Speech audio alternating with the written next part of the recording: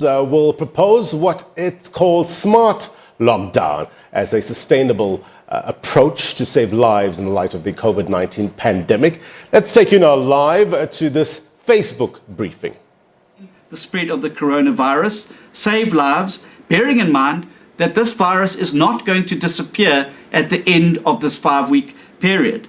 What the lockdown is meant to do is to ensure that it buys you time to develop strategies and implement measures to contain the virus in a sustainable way going forward. We believe that our smart lockdown model is a sustainable and implementable solution to this particular problem. The truth is, South Africa cannot afford a hard lockdown. The economic repercussions of a hard lockdown, an extended hard lockdown, will be disastrous for the people of South Africa, our economy, and thousands of tax-paying citizens will emerge from this COVID-19 crisis unemployed as a result of that. Furthermore, South Africa does not have the fiscal space necessary to accommodate the assault a hard lockdown will unleash on our economy. Leading economists Jamil Ahmad and Davy Root have already predicted that the South African GDP will contract between 4% and 6% in the second quarter of 2020.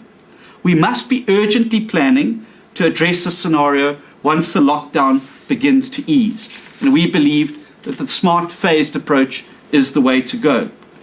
So people are asking, how does this phased lockdown work? Well, it functions similarly to a load shedding grid or the different stages of water restrictions that South Africans and people in the Western Cape have come to know. These are both strategies that are familiar to South Africans already. It provides for different stages of lockdown relative to the national coronavirus data that is coming out for every sector of the South African economy and society. We have released to you as the media and to the public today our complete working paper, and we invite you to read through it as it drills down into greater detail. We believe that this strategy is the right one for South Africa, and we believe that it is the right approach to saving lives as well as livelihoods. It will include moving between different lockdown stages, so different specified stages of economic and social activity in response to what the data is telling us about new daily infections and hospital capacity. It must be accompanied by a massive rollout of testing, tracing, and tracking, what we call the 3 T's. It's only through testing, tracking, and tracing that we're going to break the chain of infection in South Africa. We need accurate, up-to-date, transparent data and documentation from government, and we need to move towards a 24-hour turnaround time on testing results. We also have to massively ramp up the amount of testing that is being done. The global best practice for the South African scenario shows us that we should be testing between 17,000 and 60,000 people per day in order to get us the correct data sets that we will need to give us an ability to be able to make decisions going forward. It is also very important that that data and the modeling, as well as the statistics, are shared as widely as possible with members of the media, with political parties, as well as the general public. This is very, very important. In this game, knowledge is power. The more people have a knowledge of where we are at in combating the virus and what still needs to be done, the more powerful it's going to make the general response for society to be able to deal and win the war against COVID-19 in South Africa. So we believe that government needs to be more transparent on the data as well as the modeling that they are using to inform their decision making. We also need to make sure that we build up our healthcare capacity and need to couple it with a transparent reporting of progress data. So South Africans should be brought up to speed with exactly where we are at in the particular modeling. It also means that we're going to have to involve the private sector in public-private partnerships. Government is not going to be able to do this alone.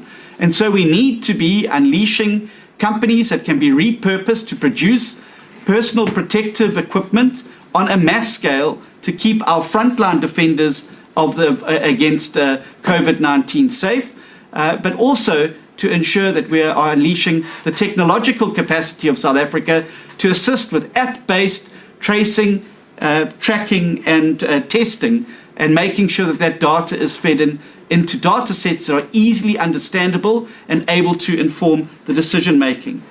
We also need to absolutely move towards a culture of mask wearing in South Africa, in public places, all of the time.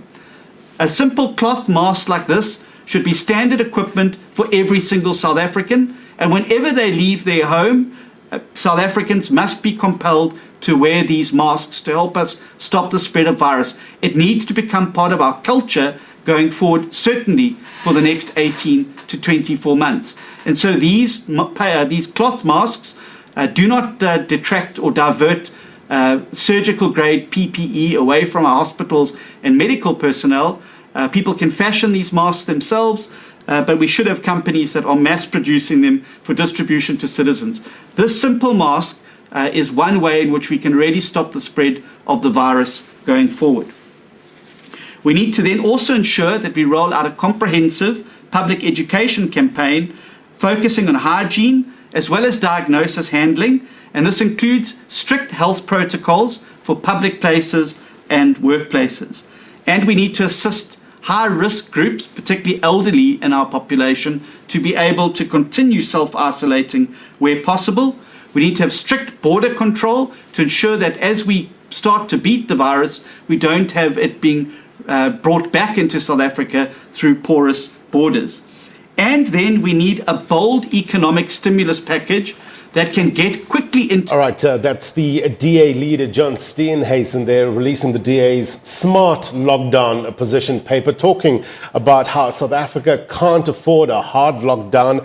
South Africa, he says, doesn't have the fiscal space with regards to this, and the DA believes that a smart, phased approach is what's needed. He's going to submit, apparently, this position paper to President Cyril Ramaphosa shortly. So we'll try to get back to that briefing in a short while.